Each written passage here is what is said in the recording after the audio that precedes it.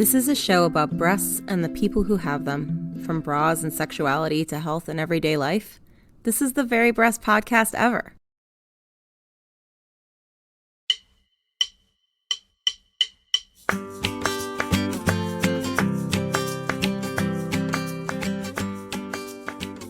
Hey Breasties, welcome to the very first episode of season 2 of the very breast podcast ever.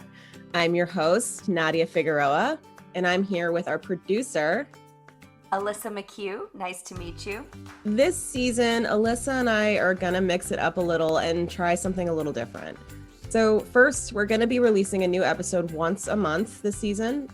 We wanna make sure that we're putting as much time and research as we can into each episode.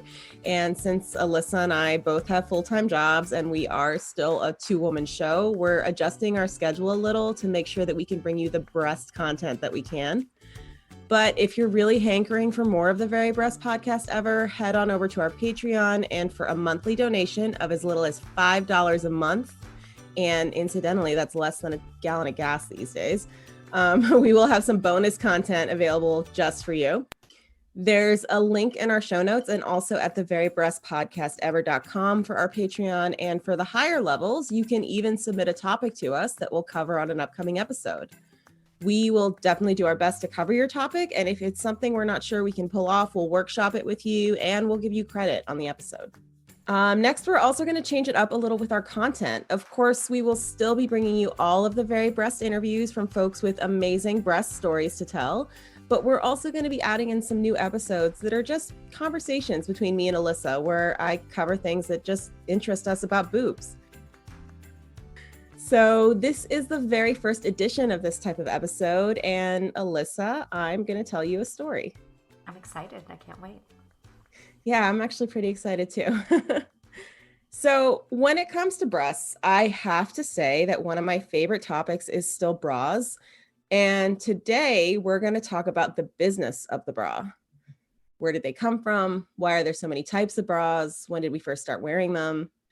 And when I dived into this topic, I did not expect to go as deep as I did. So this is actually going to be a 2-part episode.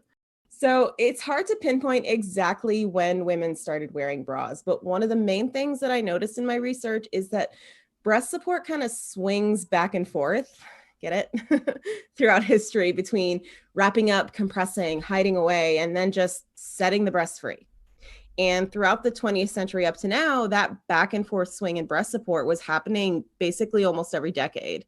And today we're kind of in like a set them free mode. I read this Washington Post article recently about the death of the underwire after the pandemic.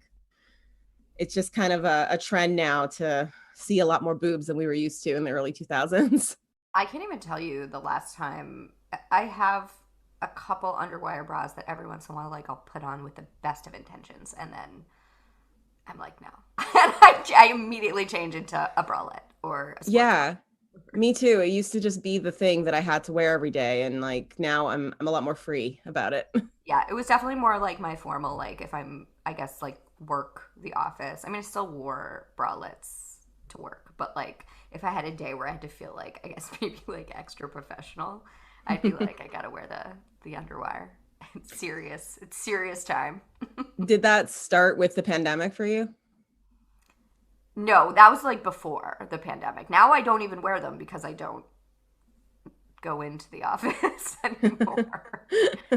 I don't know. Maybe once I start going back in, I'll I don't think so. I think it'll be much like jeans. I used to love jeans, and now whenever I put on a pair of jeans, I'm kind of like, no, I think I'm gonna wear leggings.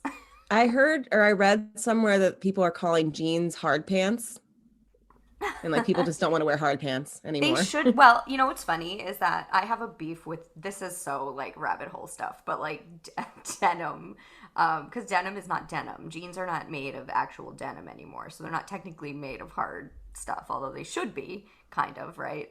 But now I guess that's true, yeah, because they have spandex in them, right? I have a beef with stretchy jeans. I think that's also kind of like, I'd rather wear leggings.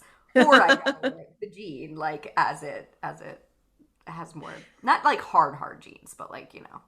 Well, part of the reason why, since we are dorking out about jeans, part of the reason why that they put spandex in jeans is that aside from people wanting this like super tight fit, a lot of times, like if you look at like just straight cut real denim jeans that don't have any spandex in them, they look a lot bigger, even if Yeah, it's the yeah. same size.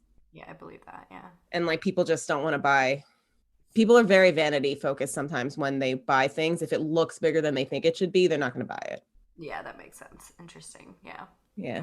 What was I gonna say? So, Oh, and that makes me think of like also like denim as a bra oh my goodness. material, but then also then I my mind really jumped to Britney Spears.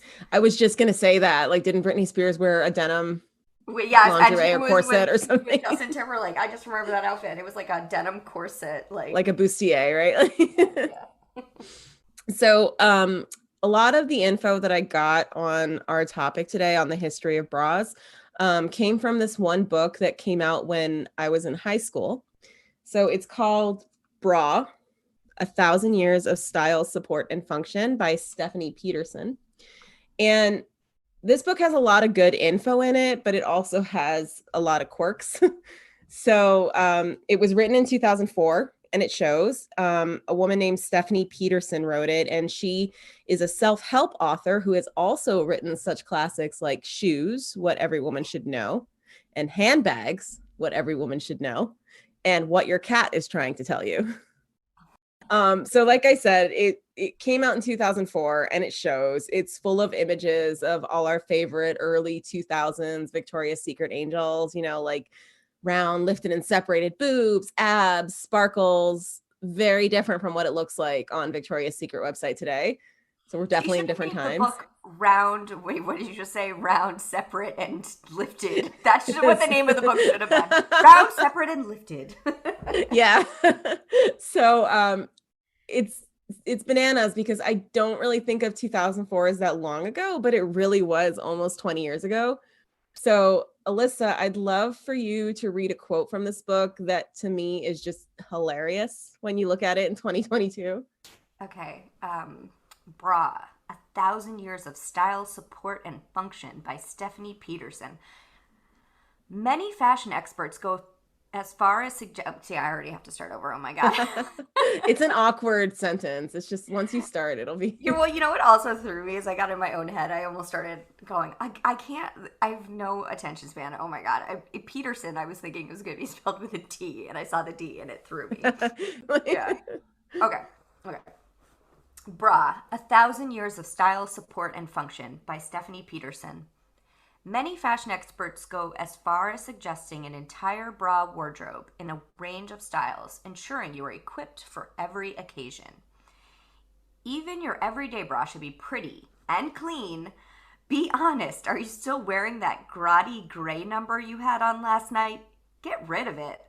When the gorgeous guy hits you like a truck on an impromptu night out, you don't want to spoil the spontaneity just because you're wearing Bridget Jones's pants and a mismatched manky bra.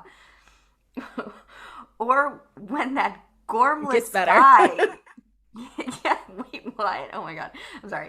Or when that gormless guy hits you with a truck, you know you don't want that dreamboat doctor to cut away your designer clothes, only to reveal grimy gray skivvies underneath. Of course, what's under your undies has got to look good too. Add a sports bra to your shopping list. It will help reduce exercise-induced sagging and embarrassing bounce. Oh my God, that's this was your required reading in school? No, I bought this book on my own. I when people still went out and bought books and didn't just At the Google Scholastic things. Book Fair, I feel like. Yeah. Oh my God, Scholastic Book Fairs. I hope those still happen for kids because that was like the best part of my school week. So yeah, so that's a crazy quote. And honestly, the rest of the book has a lot of little gems like this, but there's also some really good information. Like she really did her research. But when Yeah, she because says I could spend like this whole podcast just ripping apart like making fun of this is like just pure like stand-up comedian fodder, I feel like. can you imagine someone saying something like that today? No, clean. Your bra, everyday bra should be pretty. I mean, yeah, I want it to be pretty, but it's like, does that need to be, I don't know, stated in a photo Well, somewhere? I'd love to find out how many bras most bra wearers have versus how many they actually wear every day. So I counted on my side and I own 28, but I actually wear maybe three of them. And honestly, that's 28 underwire bras. I didn't even count my seamless bras because I get those for free. So like I have tons of those. Yeah, But I was gonna say though, yeah, you must have like a big collection because oh you have. yeah, I'm not the regular like data sample but I actually wear maybe three of those bras, and I would guess based on like zero actual data that my number's only high because I happen to design bras. How Mhm. many do you think you own, Alissa? That's such a great question. Ballpark. Um, I'm panicking. I'm also trying to do some like sort of a calculation in my head, like trying to imagine what's like. I'm looking. You can see I'm like making eye contact with where they are. I don't know.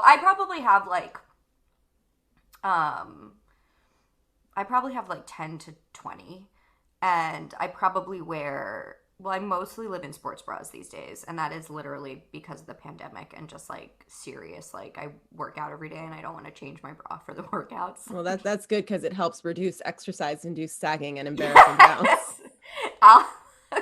I'll, yes, that's good for me, I guess. So do you have like one go-to bra that you wear most of the time? Like I have like laundry favorites. day, you're like, yes, the bra's clean.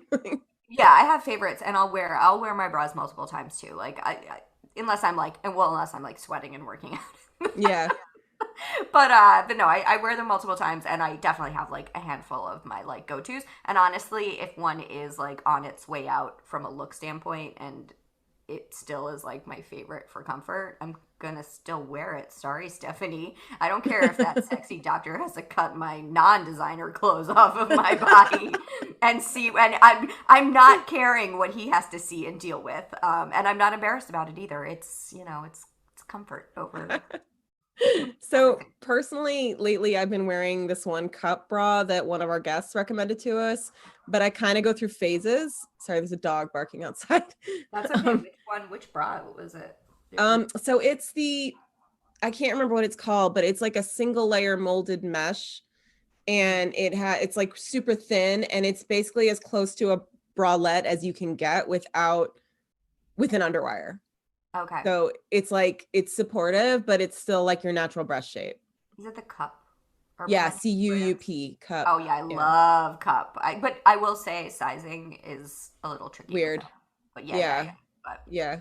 um, But love it. honestly, that's everybody. Like we really want to do an episode on bra size revisited just because both Alissa and I have done like a ton of just personal research of like, wow, I'm not the same size in any brand. And I still have not done the actual like growth though of, and no pun intended, I guess. Is that a pun? I don't know.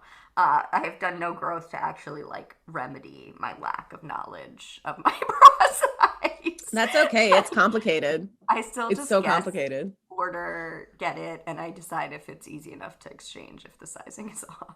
That's really all you can do because I actually like I was looking at different companies and the range of bra size that I'm in is just nuts. It's like I'm not surprised people are confused. Yeah, definitely a topic worth revisiting. I think we can yeah, lots I'm of still stuff. getting used to like my post-pandemic body, so I haven't found like the perfect all-day bra yet, but I'm still like in that mindset that I have to contain them. And not really because of like a patriarchy thing or anything, just because like they get in the way. Comfort, yeah. Yeah, and like they swing around. Clothes aren't really designed for like natural, what did Brittany say? Natural swanging titties. um and the bouncing, it's not really embarrassing, but it's such a uniquely human problem to have to support our breasts because most other animals, they don't have visible breasts all the time, and ours are just out there. We got to do something with them. So then that Yeah. got me curious. When did we actually start wearing bras? We know somebody discovered fire, someone invented the wheel. When were humans just like, someone please help me contain these things?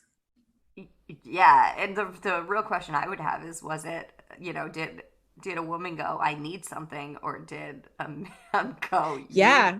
I'm doing this for you? Yeah. Well, it seems like in the beginning it was mostly like a utility thing. Mhm. So it's hard to pinpoint exactly when women started wearing bras, but there's evidence going back thousands of years of some type of garment supporting breasts. So going way, way back, all the way back to the Bronze Age. So between 3300 and 1200 BC, there are these like illustrations of early or Germanic tribes where the women would bind their breasts in animal skin or cloth to keep their breasts in place while they're working, like out in the farm or whatever. Working But in women that back in the Bronze Age. yeah. So, but in that same time period, though, on the other side of the world, it was common for ancient Egyptian women to have one or both breasts like totally exposed. Yeah. They used to wear this garment called a calisceris that was basically an ankle length, just tube of fabric that sat below the breasts, and it was held up by belts or shoulder straps or strips of cloth. Some styles covered the breasts, some didn't. And Alissa, I actually have a photo of it that I'm going to Thank show God. you. I was just about to ask for a visual, like, because you said ankle length. And I'm like, what is this? You didn't think we'd go a whole episode without a record scratch, did you? We're going to be talking about a lot of different images this episode. So if you want to follow along, head on over to our Instagram at @TheVeryBreastPod, where we'll be posting the images in order that we talk about them. And give us a like while you're there. Well, it could be ankle length, it could be like mid calf, but I feel like I've seen this exact dress at like Urban Outfitters. I'm sure. I'm sure. So how would you describe this? Like, well, I mean, what I'm looking, it kind of looks like, yeah, like a loosely fitting, like, wrap dress or Like her overalls, right? And the straps are kind of like between her boobs. a caftan with some wraparound structure. I mean, I think I'm going to see this on the runway in the next couple years. Ancient Egypt is amazing, though. Like, just shout out Yeah. to them. That society was, like, ahead of the game. Yeah. So most of what I found was that ancient Egypt was just a lot of like tits out. And Yeah. I found another version of the garment that was just like a piece of fabric wrapped around the body. Yeah, this looks Um, like a really like comfortable, like it's snug for your body and like gives you support right where you need it. And I think yeah, and like it's hot in Egypt. I don't want like a lot of layers and stuff. yeah, exactly. No, I bet the materials they made this stuff out of was like epic too. So the Urban Outfitters was made out of some sort of like poly blend. This was probably like This was like maybe usually linen or flaxseed or flax or something. yes, exactly, flax, yeah. But the thing is that in some of these illustrations you can see they're even see-through. So even if the breasts are covered, like it just was normal to just see boobs out. Yeah, like nobody cared. It was like probably, I mean, well, who knows? I don't want to say probably anything, but yeah, that's cool. No, it was totally normal. You're right. So then in 2500 BC in Crete, if you've ever taken like an art history class, you've definitely seen this statue. So there's this really famous statue of a snake goddess where she's got these two snakes up, holding these two snakes up in the air, and her boobs are out. And it's believed that this statue, this was basically the fashion at the time. And the device that this woman is wearing is, well, the garment this woman is wearing is called a mastoides. And I did try to find how to pronounce it. That's my best guess. So if How is any it ancient mastoides? Mastoides. Okay. When I tried to find how to pronounce it, I got a lot of videos on how to pronounce Massachusetts. Oh, okay. Oh, see, I think, and then just add Wheaties to the end. Yeah, exactly.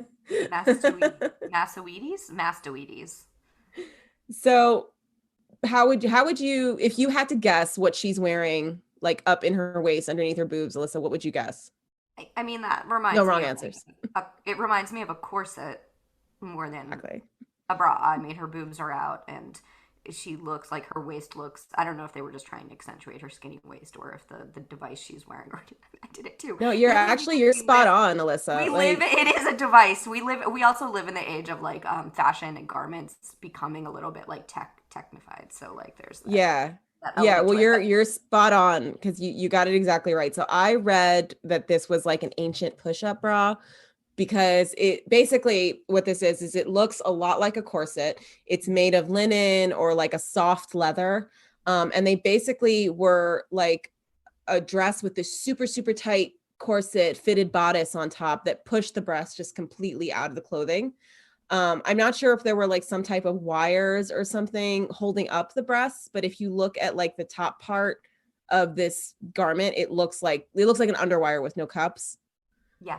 But I did find, and you got this one right too, it was really common for them to use like leather rings to constrict their waist. And actually men wore a garment like this too. So it was common for them to constrict their waist also. So I thought that was pretty cool. Yeah, let's share that pain. Yeah. That happens a few more times in history where men and women are both wearing corsets. This is when I get like, so I'll nerd out over ancient Egypt and just like how I mean, were they perfect? Hell no. And there's, I'm not like an ancient Egypt expert or anything, but like, they had female leaders and that was just accepted, like it was just so much more like less, it seems at least now, like there wasn't any like outrage, and then here we are, in the US and we still have not had a female leader is like, yeah, it's kind of bananas.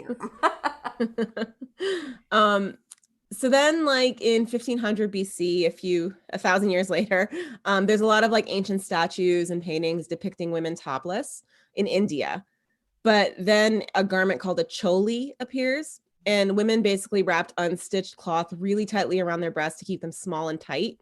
So I didn't dive too deep into this one, but modern day saris actually have a version of this garment still.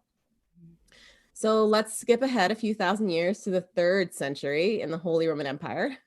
That was interesting though that you just said. So those were right around the same time, or how? About like 1,000 years later. Okay, because it's just interesting when you go into like different parts of the world and to see sort of like the similar, no communication. They didn't know what was going on with each other, right? Because it's not the age of the internet where they had constant access. Exactly, yeah. So it's just interesting to see like the humanity sort of like, I don't know, like invent these concepts. This dichotomy of like bind them down, set them free, bind them down, let them out. yeah, and like how it pertains to cultural aspects, but also just like the idea of like invention as well, and like to make hopefully our lives better, more comfortable, whatever it may be. Well, and it's interesting you said that because like this concept of the garments that are holding you in being like fashionable versus comfortable, like that changes so much. Fashionable versus functional, I mean, that changes so much throughout history, because bra design, it's really engineering, it's like you're really trying to contain everything. So if you look at this picture that I am showing you now, there's this really famous mosaic called the Bikini Mosaic. It's in Sicily, and it's from like the 3rd or 4th century. And Alissa, what do you see in this picture? I mean, honestly, this is amazing. I think this is a picture of me in my house the other day.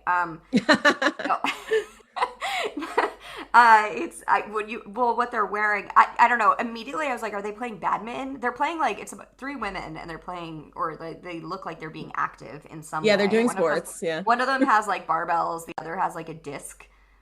So yeah, 3 women, very active, wearing bandeau top bathing suits and like low-waisted bikini style bottoms. They look like they're having a pretty good time. Yeah, so what I think is interesting, like they're basically wearing strapless bandeau bras, and one like Alissa said, one of them's got dumbbells in her hand, the other one's throwing a discus, like they're doing sports. And what I think is interesting about these is that the bras these athletes are wearing, they're really about function.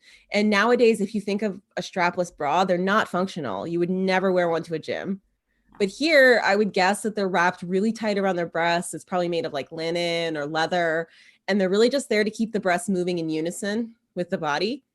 And that's the ultimate goal of modern sports bras. These are basically the first recorded sports bras. And these ladies, they're lifting weights, they're throwing discus, they can't have their boobs in the way. Let's skip way ahead. And there's this story that's told a lot about the first bra being made of these 2 handkerchiefs that were sewn together like end of the 1800s, turn of the 20th century. And we'll get to that. But in 2008, these 4 garments were found in Austria's Langberg Castle that after being carbon dated were discovered to be from the 1400s. So like right beginning of the Renaissance. And they called these garments proto brassieres, like prototype brassieres. And two of them looked a lot like what we would call a bra today. So, Alissa, I'm showing you a picture now. And if you look on the right side of the image, you'll see that there's like a piece of fabric that looks like this may have been part of like a larger bodice type garment, but we've got shaped cups, we've got straps. This looks a lot like a bra. It definitely does. I mean, also it just looks like a beautiful, like in its day, it probably was an amazing garment. Yeah, you can't really tell from like the photo, but there's actually even like embroidery and like some remnants of lace on it. Yeah, and like you said, it's like I must have been sewed into something, but the shape as it is now looks like a sweet, almost like a sweetheart neckline, Hmm. and Hmm. um, yeah, that's amazing. Also, the straps actually look really comfortable. Yeah, they're nice and thick and cushy. So after these eras of like pseudo bras came what I think most people think of as like the bra's predecessor, the corset. Or maybe just me because I'm a garment nerd. So let's start super, super basic with what exactly is a corset. And I think most of us have a basic idea of what a corset looks like. It's a super tight fitting, like bodice type garment. And often it's laced onto the wearer. It's cinched super, super tight around the waist to literally shape the waist and the torso. It can support the breasts or not. So it can flatten the breasts out or sit underneath them or literally hold them up, or it can just sit around the waist and ignore the breasts altogether. And a defining feature that like, these corsets have is they have these channels that are either sewn onto the garment with separate strips of fabric, or they're literally made out of the layers of fabric of the actual corset. And most of the time, corsets are made of like two or three layers of fabric and then like literal like padding in between the layers. So that's why they're so thick. And inside those channels, they put boning. And nowadays, the bones are usually plastic for cheaper corsets or something called spiral boning, which is this really cool, like bendy um, rod that they stick in there to make the garment flat. I'm sorry, to make the garment stiff. But back then, they were usually made of literal bones. So whale bones usually, or baleen. But they could also be made of metal or wood. And it's a term that nowadays has been used to include any top that looks like a corset, like a bustier or something. But genuine corsets are usually fitted specifically to the wearer, and they'll tighten over time. So at the beginning of the Middle Ages, there really wasn't any true corset wearing. So a lot of times bones or wood planks called stays were sewn directly into the garment for shaping. I actually read about this one type of corset in the 1200s in an area called Circassia, which today is part of Russia on the Black Sea, where girls wore these very tight, very elaborate corsets that had these two wooden planks strapped across their chest with leather binding. And they were designed to keep the breasts, rib cages, and waists from growing. So they were worn like during adolescent times, and they were worn day and night, even during bathing and sleeping. Oh, oh. Yeah. I mean, ew. Also, there's a lot of like when you first were describing it, there's like BDSM like popped into my Oh head. yeah. Yeah. Which is Corsets very nowadays are mostly like a kink thing. yeah, yeah. But Cultural, but interesting. Like, and also, ew. There's like, but why would you? How can you feel clean? Like if you're bathing, I don't know. I read about it being compared to like Chinese foot binding. Yeah, yeah. It sounds. I So mean, because it's like to prevent growth and stuff. Oh, yeah, it sounds incredibly painful. And for the life of me, I could not find an illustration of one. So if anyone out there sees one, please send it to us. yeah. And barbaric. Was it something that I wonder? Like, so was it like a fashion trend or like that's the stuff where I'm like, who made that popular and who Well, like bought into it? I'll talk about this more later too, but basically, like, aside from it being fashionable, the idea of corsets ends up becoming like a cultural thing to like kind of keep women restrained. I was gonna say, yeah, there, Yeah. because as we were talking about doing just this episode in general, I thought so much about, you know, when you think of the complexity of the business behind like bras and stuff, you just get so much into like control over women and their Yeah. own sort of like body confidence and like why we wear what we're wearing for who, you know, is it for us, is it for a man or somebody else or And these garments, they end up becoming like symbols of feminism. like when one takes the place of another one, a lot of times there's this element running through of like, okay, we're free now. We're getting rid of this restrictive garment. And Yeah, it's really interesting. Yeah. Well, that's what happened with bras. Yeah, exactly. So in Europe during medieval times, necklines were high and breasts were like hidden away for the most part. But as time went on, tailors started to learn more like complicated techniques and started to make these garments that had more shape to them. And women would show off their waists, and they wore these bodices or stays over their blouses and full skirts underneath that sucked in their waist and flattened their breasts. The look was just flat, like a board. Yeah. So then the Renaissance rolls around in the 1400s, and there's this new appreciation for beauty, and breasts begin to be really eroticized in a way that they hadn't been before, at least not publicly. So specifically, upper class breasts, the ones who had never breastfed and were still round and perky. So necklines start to get lower, so low, in fact, that the breasts and nipples even begin to be exposed. And there's this really famous painting of a woman all dressed up in a navy blue velvet dress with lacing up the front. And the lacing is loosened at the top and her left boob is peeking out.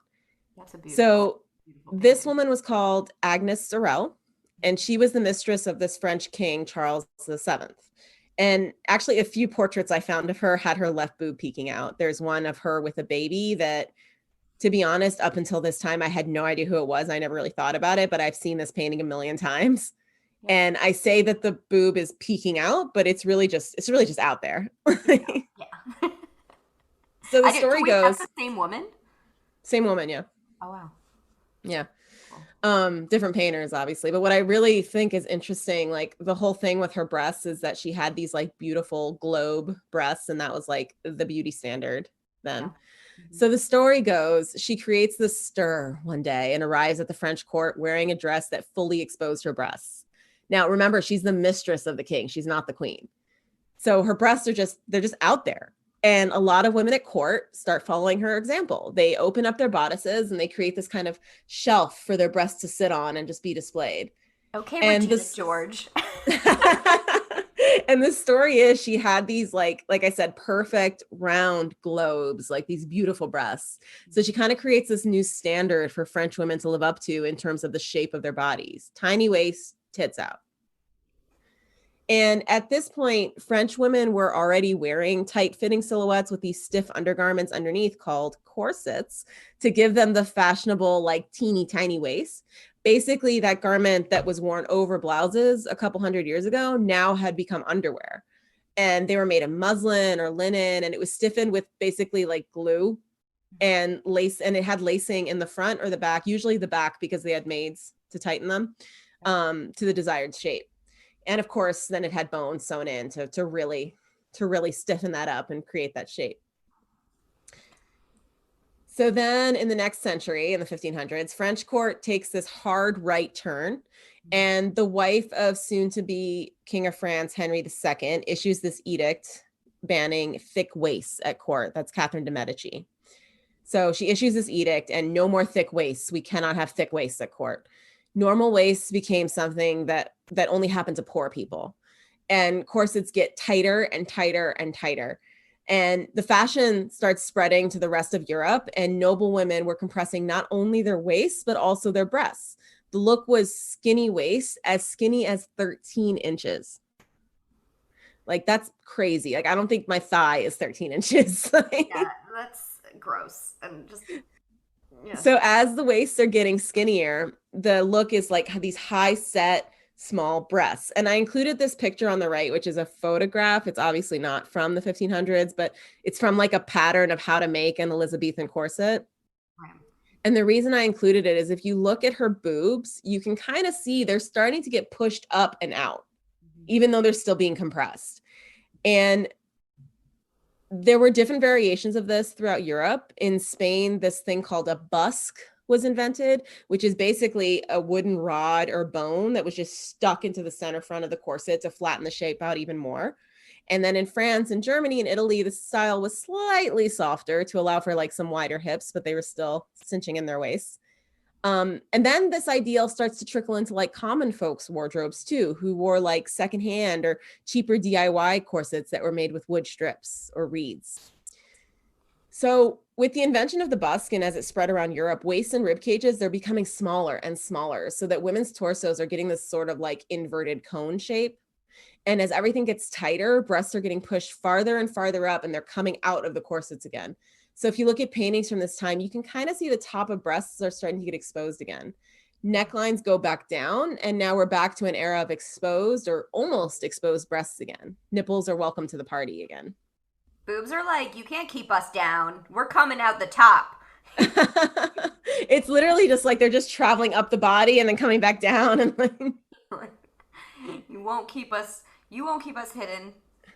so like I said, nipples are welcome to the party again, and this trend continues into the late 1700s. And I have this picture up of Marie Antoinette, and she's got this really famous look of just this like exposed mono boob. Like the idea was like having, I keep like pushing my boobs up to try and illustrate it, but like the idea was having this like gentle swell of a breast right above your corset. And that may have had a nipple or two exposed, maybe not. It just depended on if the woman was comfortable with it or not. Then suddenly at the end of the 1700s, we have the French Revolution and fashion turns around completely again. And in reaction to the excess of like French aristocracy and excess and all that, fashion goes completely the other way, and those big hooped skirts and tiny corsets go away. And women like Empress Josephine, who I'm showing you a picture of right now, Napoleon's wife, she starts wearing these lighter empire waist dresses and basically camisoles underneath. So they kind of support the breasts, but without actually shaping or binding them. So think of like Pride and Prejudice, like what the girls are wearing in those movies. It's that look, like that columnar, like, is that how you pronounce that? Column like shape with like basically a cami underneath. I'm here. And if you look at paintings from this time, you can actually almost kind of see it. Uh-huh. It's not really a support garment. It's like an undershirt. Yeah, this is beautiful. I'm like, yeah, give me this. This doesn't last very long though. But this is the first time in centuries, basically like 500 years, that breasts are just truly set free again. I wonder, do you know, like, so this woman, or like when this came into style, so was it, I mean, was it feminism? Or was it, you know, like, how was it? I mean, I'm sure it wasn't viewed that way, because I think there was probably like a thread of feminism, but for the most part, it was more like it was more about like rejecting the excess of the French aristocracy, because the revolution had just happened, and having all these like, you know, sumptuous layers and layers of fabric, these big hoops, these big excess, like that was just like against all the ideals of the French Revolution. Embracing minimalism as a way to rebel. A little more background info here. The fashion era that I'm talking about is called neoclassicism.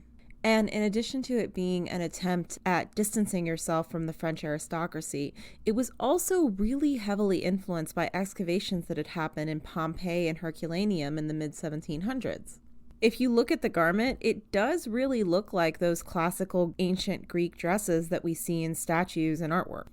The fashion itself is also a testament to the greater cultural movement that was happening at the time towards individuality.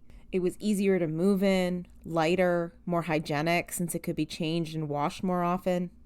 Fabrics in women's fashion at the time were so light to the point of being sheer, and that allowed the human form to be more visible.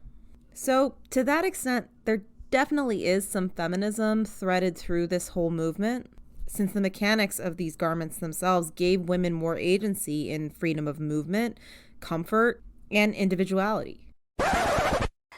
I would guess that there was an element of feminism in it, because this is certainly a lot more comfortable. Yeah, it probably wasn't written down, or, you know, like that wasn't the driving factor, but it was like this fringe benefit. So that trend didn't last very long. And in the 1800s, women go back to corsets. So we go back to these tight corsets that were not only fashionable, but were considered a way to perpetuate this like increasingly uptight nature of the culture back then. The idea was to teach women self-restraint. So if you didn't have the correct undergarments, you could be regarded as a loose woman. And on top of that, you really need to be taught restraint. I mean, right? Like, I don't even know how I manage without. Yeah, I mean, like, honestly, no, I don't know. I can't even joke about it. It's just like, it's so preposterous. It's just like, ugh, ugh, yeah. So on top of that, now corsets were being laced up the front. So even working class women were able to get them because they could lace them up themselves. Yeah. And the idea was basically to contort women into this sort of S shape. And there was also this concept that your size shouldn't be bigger than your age, and it wasn't fashionable to have a waist above 21 inches. Do we know how many inches Barbie's waist is supposed to be? Did you ever see that? Like, I'm sure there's some stuff out there that's like, remember she was like unsupported. She was supposed to be like anatomically completely incorrect, I think, Barbie. But I wonder, because you were throwing out that number of like the 13-inch waist, tiny, or 21 inches. I just wonder where Barbie would sit. Okay, so if Barbie were a real person, she would be 5'9", weigh 110 pounds, have an 18-inch waist, and be unable to lift her head or walk upright because of her proportions. Also, Alissa and I are millennials, so these are 1990s Barbie stats. Well, I don't know where Barbie would sit, but just for reference, these are the corsets, like this Ugh, I don't crazy even S like shape. looking at it. And Kim Kardashian has a 24-inch waist.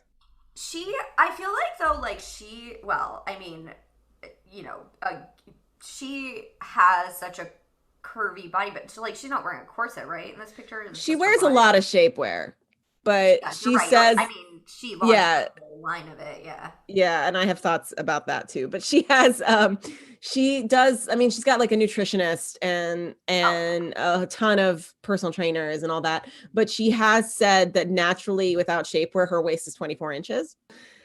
1800s, this extreme hourglass thing becomes the fashion, the norm. It's what everybody is doing. And it's called tight lacing. And basically, you're just lacing up this corset as tight as you possibly can.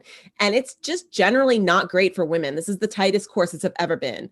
And women just have this bad habit of having internal organs.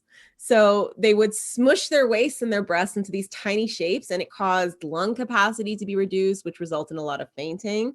Internal organs were shoved out of place, and that could cause like a protruding belly that was then further smushed down by something called a spoon busk.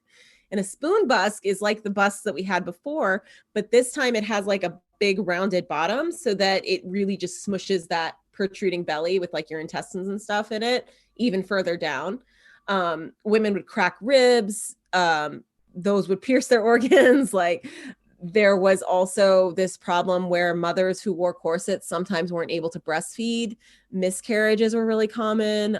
Women actually died. Basically, as time went on, the corset was becoming less and less popular, and with good reason. Like women were just starting to reject it. yeah. We're like, yeah. At first, I could deal with it, but no, I'm not gonna deal with this. Yeah. Thank God. So in 1869, this French woman named Émilie Cadol, and I am not French, so I'm sure I'm pronouncing that wrong, but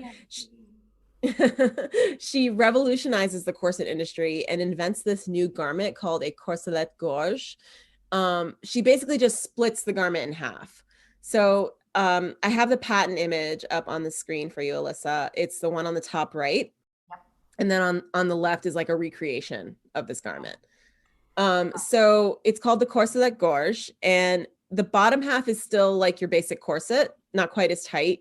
But the top half supports your breast using, wait for it, shoulder straps. So from the sketches, it looks like the bra part is still made up of like a lot of strips of fabric, maybe some boning. But this concept was considered pretty revolutionary and it was freeing. Yeah. So she ends up filing a patent, and she presents her invention in 1900 at the French equivalent of the World's Fair. And by 1905, the bra portion of her invention was being sold as its own thing. Mhm. So she changed the name to the bien-être, or the well-being. And it was actually marketed as a health aid in France, but it never really took off. Although, fun fact, the lingerie brand she started, Cadol of Paris, it does still exist, and you can shop their product on their website. I'm going to Paris next month, so maybe I'll try and do a field trip. So there were actually a few different people who say that they invented the bra at the dawn of the 20th century. It all kind of happened like towards the end of the 1800s, beginning of the 20th century.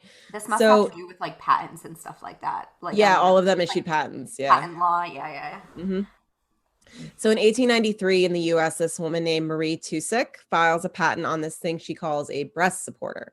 So now this looks a lot more like something we might call a bra today than Amini's invention. It has cups that Marie called pockets. It has shoulder straps that are secured with hooks and eyes. And the breasts are supported from underneath with like a metal plate. But if I'm understanding the sketch correctly, it's backless. And the cups are sort of like they're half cups. There's no way to cover up the nipples. If you look at the patent sketch, you can actually see that like the cup is only halfway up her boob. Yeah. Her whole breast is pretty much out. They're supported, but they're exposed. Yeah, yeah. So then in 1913, a 19-year-old woman named Mary Phelps Jacob, a New York socialite, and this is the story I always heard about the first bra, she files her own patent. So she has this sheer evening gown with like a plunging neckline that she wants to wear to a party, but her corset just doesn't work with it. It's creating bumps and you can just see the whole thing under her dress. So she takes 2 silk handkerchiefs and with the help of her maid, sews them together with some pink ribbon and creates a breast supporting garment that from the sketch, it kind of looks like an apron. Basically, the handkerchiefs, they're cut into these trapezoids. They're sewn together at the center front on one of the long sides. And then the ribbons function like straps and an underband for the bra.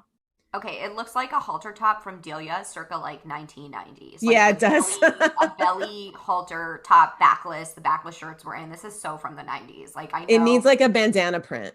Yeah, exactly. Or like the butterflies or I don't know, something like. But definitely that's what that looks like to me. Yeah, so the patent sketch definitely looks like that. It's backless. It kind of graduates into a more bra-like shape as she develops it. You can kind of see this picture is her holding it up. Yeah. So she makes this garment and her friends and family start asking her to make one for them. They love it. And one day a stranger offers to buy one off her and she sells it to her for $1. And in 1914, a year later, she ends up filing a patent for the device and she calls it a backless brassiere. And this is the first time that we see the word brassiere being used. And brassiere comes from an old French word for upper arm. Yeah. So she sees this business opportunity and she starts selling her invention under the name Caress Crosby. She ends up selling her invention to the Warner Brothers Bra Company, and then she moved on to become a porn star. I think she actually just continued being a lingerie designer, but Caress Crosby is a great. What did you say her under the name Caress Crosby? Caress Crosby. That was like her stage name. I am Caress Crosby, and I'm going to be auditioning for the part of Sexy Bunny. I don't know.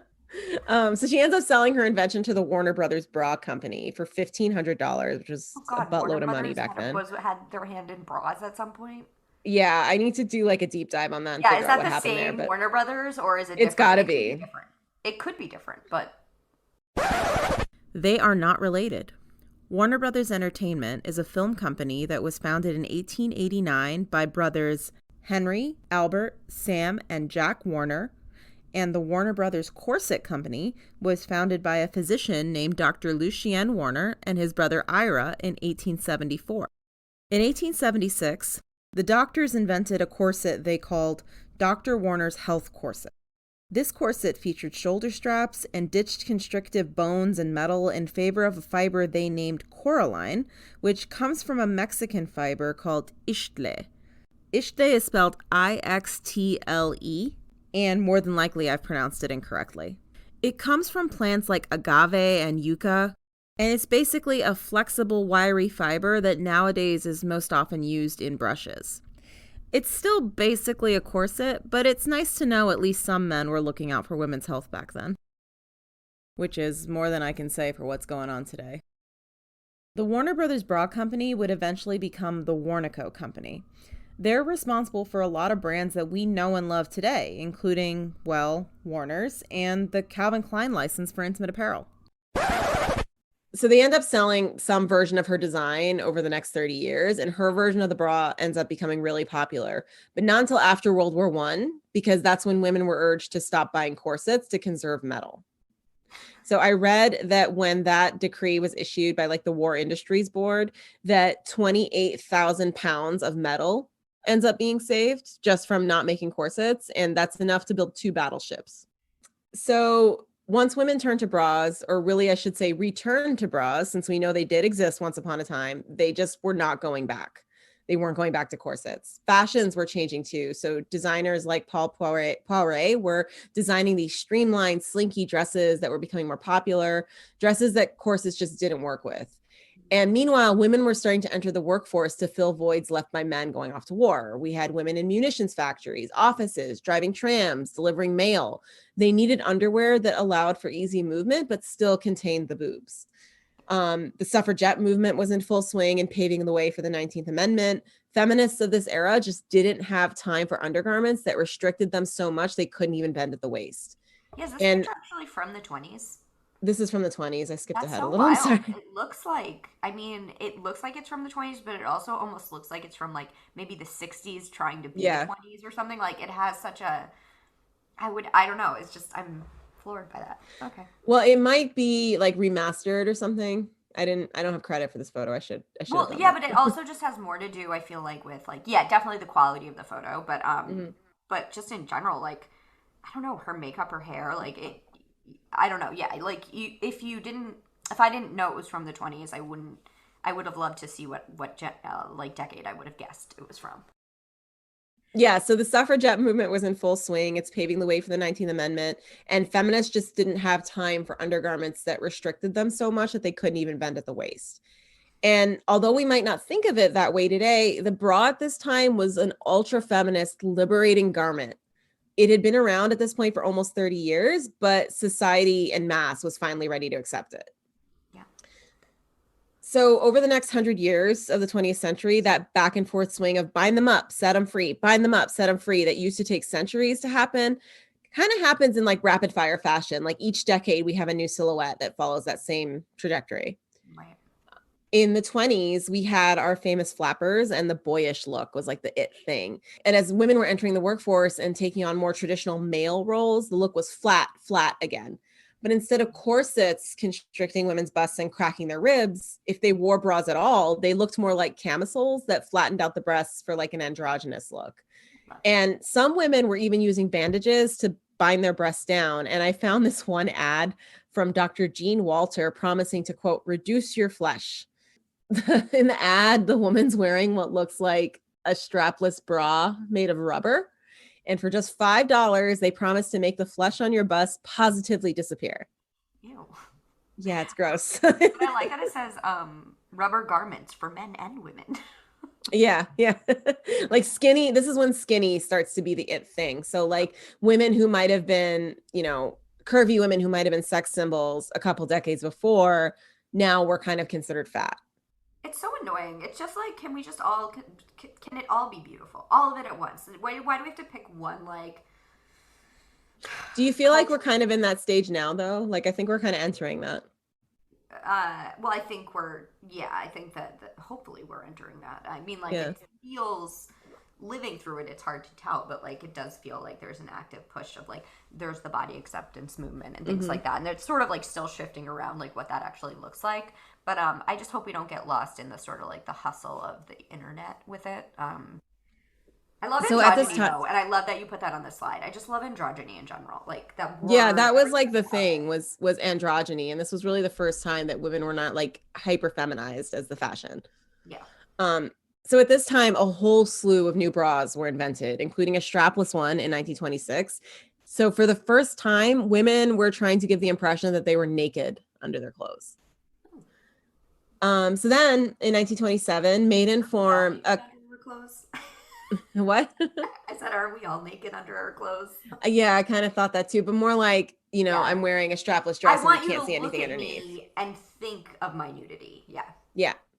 So then in 1927, a company called Maidenform starts selling bras with this crazy new invention, cups that separate the breasts and actually follow the form of the body instead of biting the breasts down or shoving them up on a pedestal. So the story goes that a designer named Ida Rosenthal got tired of seeing her clients ruin the look of these expensive dresses she was making them with the wrong undergarment. So she sets about making these custom bras with cups, and she uses seams, darts, shirring, snap fasteners just to create this like perfect fit. And she gives one away for free to each of her clients with their dress. She ends up also inventing the modern cup sizing system, at the time only going up to a size D. I thought this was funny though. The old timey method of measuring cup sizes was with the fruit method. So A cups were half lemons, B cups were half oranges, C cups were half grapefruits, and D cups were half melons. Interesting. I'm trying to think of what size I would be based on that. I think I'm like a large cantaloupe. I don't know. Yeah, I think I don't know. I have such a warped perception of my small cantaloupes for me, I guess. Small, but it has to be small cantaloupes. It's what was the next size down from a cantaloupe? Grapefruits. Like maybe I'm a grapefruit. Grapefruit with a little cantaloupe on a salty A day. large grapefruit. Yeah, on a day where I'm a little bloated, it's more like a cantaloupe. On a skinnier day, it's more like a grapefruit. So I think it's disputed whether Ida or this other company called SH Camp and Company came up with the bra sizing system, but I kind of like the Ida Rosenthal story. Yeah, So Maidenform is still around. Yeah, brand. yeah, Maidenform is still around. They're owned by Hanes. So she and her husband end up setting up this company in New Jersey, and they call it the Maidenform Brassiere Company, later just Maidenform. They pioneer things like adjustability and standardized sizing, and this idea of the uplift method to take the weight off like the midsection of the body. So while in the 20s, women were worried about reducing their flesh and their breasts being too large. Now suddenly women are faced with the opposite problem. Fashions are becoming more form-fitting, and stars like Mae West pop up on the scene in the 30s, and she's wearing these tight fitted gowns, and she just had these huge boobs that became famous. Add to that Lana Turner, who was the original sweater girl. I hate that name, by the way, but these were basically these girls with these like ample bosoms wearing these tight fitted sweaters that showed off their assets. Were they pointy yet, or was that not Not till? yet. Not yet. Okay, We'll get to okay. it.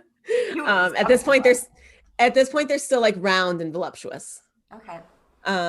So this is also the first time that falsies appeared, which are basically molded rubber that could be worn inside the bra to add to women's cup sizes. This is the first time women are trying to make their boobs look bigger. This is also when padded bras were invented. And in 1931, in 1931, a woman named Helen Pons patented an open-ended U-shaped wire to sit underneath the breasts that looks a whole lot like underwires we know from today. At this point, though, unwired bras were pretty much still the norm until after World War II. So there were some wires that existed. There was even one that went all the way around the boob. But this is also around the time that the word brassiere gets shortened to bra. So moving on to the 1940s, we have World War II and women moving back into the workforce. And we abandoned the love of this natural shape of breasts for the bullet or the torpedo bra.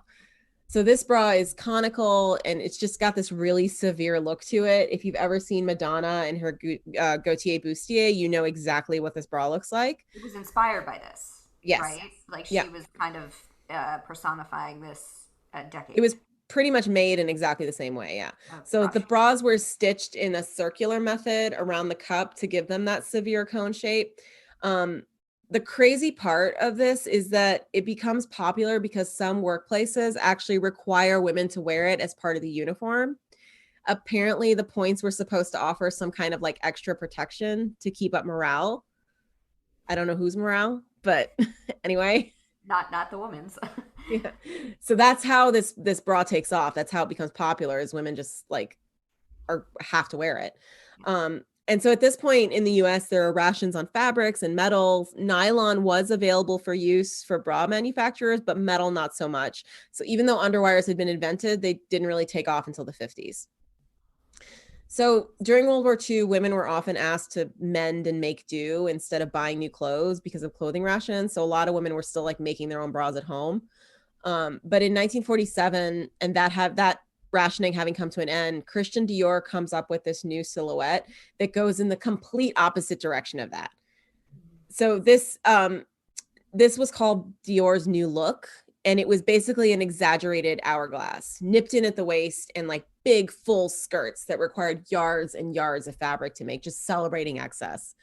So this is one of the first times, or one of the earlier times, that we're seeing sort of like the bra and the designer create like something that has more. It's not just about functionality. It is exactly about like the proper time when, as a designer, you could reach the masses through publication or Hmm. like things like this, and you could really use it to be like, this is for, again, it's not the first time, because we've talked about it already, that in the past that it had existed in different forms of function and style and excess and not excess, Yeah. like Well, this is it's the interesting modern because example. it's interesting because it's kind of political, and it kind of reminded me of like when after the French Revolution, when they just went in the complete opposite direction of fashion just as a statement. Like this look, it was a statement. Like the war is over, we're done rationing, we're just going to celebrate being women. Yeah, back to excess. Like we can. But Yeah. what's interesting though is that because of this like nipped in look, corsets come back. So there's this new type of corselet. It's just around the waist and it ends up getting this nickname called a waspy. Mhm. It was invented like specifically for the new look. And then on top of that, for the bras, there's this new type of bra that's kind of inspired by that torpedo shape. But the difference is that the seams kind of point upwards and they bring the breasts up into this like upward, unnatural position, just like super lifted, Yeah. kind of like a push up situation. Yeah. Extra push up. The pointed up part is the part I'm struggling with, just because my nipples will not. I don't know. Well, you can kind of see in the picture, like I'm a bra designer, so I can see where something doesn't fit. There's all this empty fabric, like Where right where the her nipple nipple is. is Like, pointed out. The nipple is probably not even right there. no, like that does not look comfortable to me. So around this time, also like 1947, 1948 is when the very first like true push-up bra with like a bump was invented by Fredericks of Hollywood. So this was a variation on the bullet bra. It was still pointy, but this one was padded and it pushed the boobs like up and together, promising cleavage in a way that just hadn't really been done before. I really want Frederick to be like the first husband of Victoria. Victoria is not a real person, actually. And I know. we'll Wait, get into it. Is Frederick a real person? Frederick is a real person. He Oh. was so the story I read that like when he was at war during World War II, like he and his war buddies would talk about like the different types of lingerie that like turn them on. And when he came home, he started a lingerie company. He's like, there's money here. Yeah. Money to be made. But I do want, it's in some alternate universe, I want like Victoria to have been a real person, and I want like her to be the scorned wait till lover, you or hear like the scorned lover from Frederick, and she seeks her revenge. I mean, this is not the real.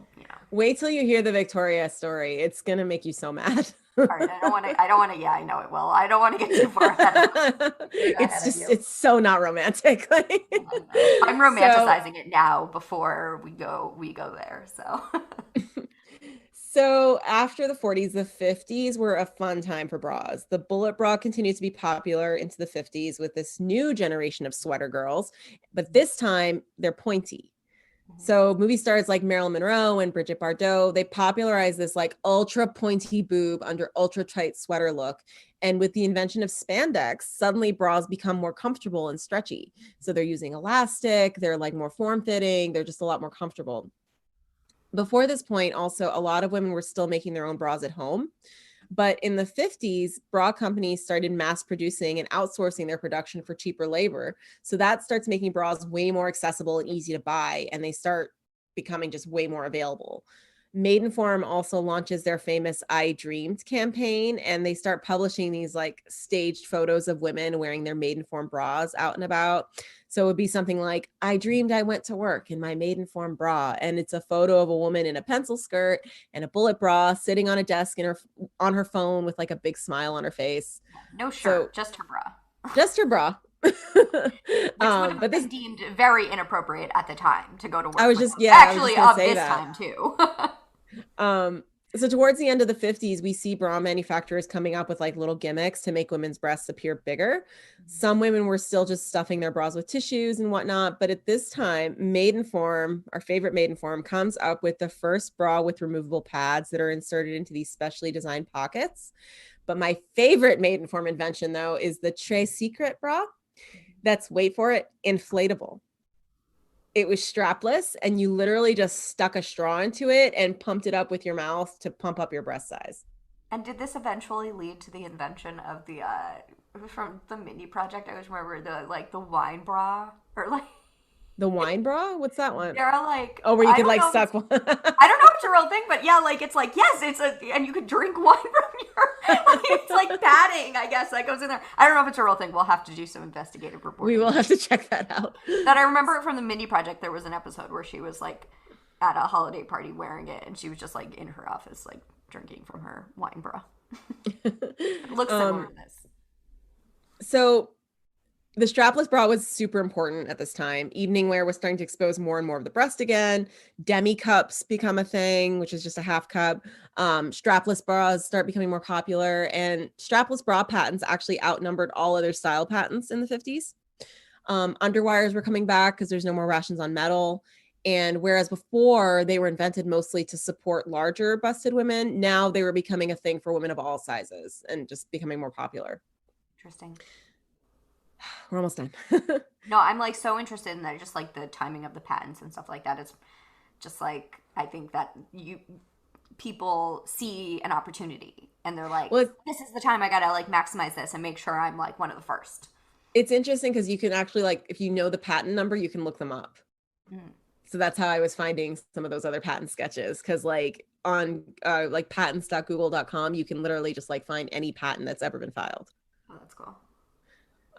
So as we come into the 60s, there's this, and I don't have photos, I'm sorry.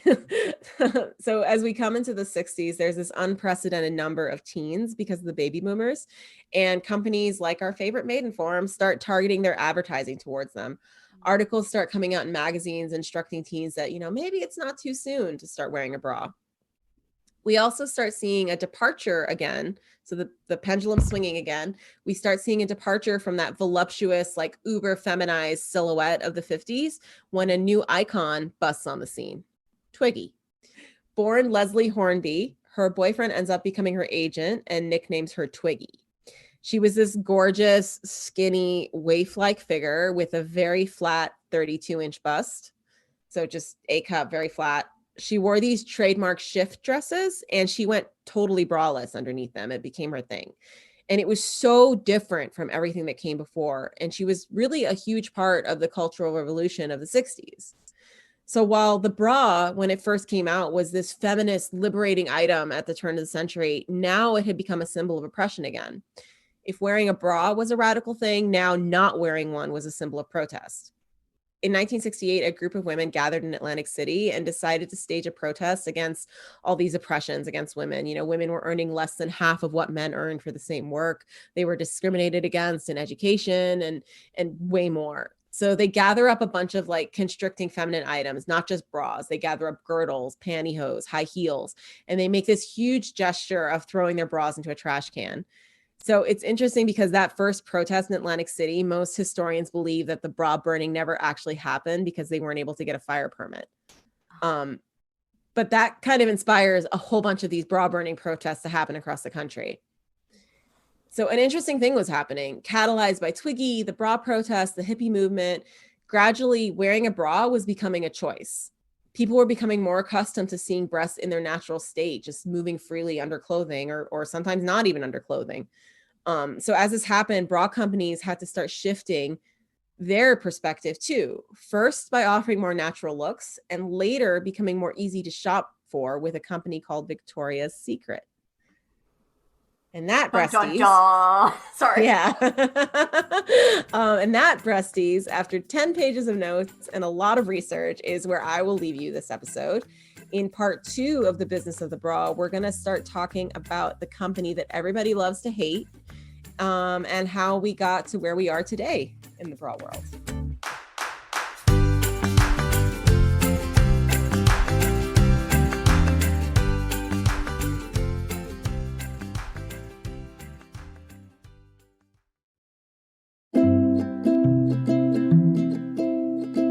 The Very Breast Podcast Ever was written, produced, and recorded by Nadia Figueroa and Alissa McHugh.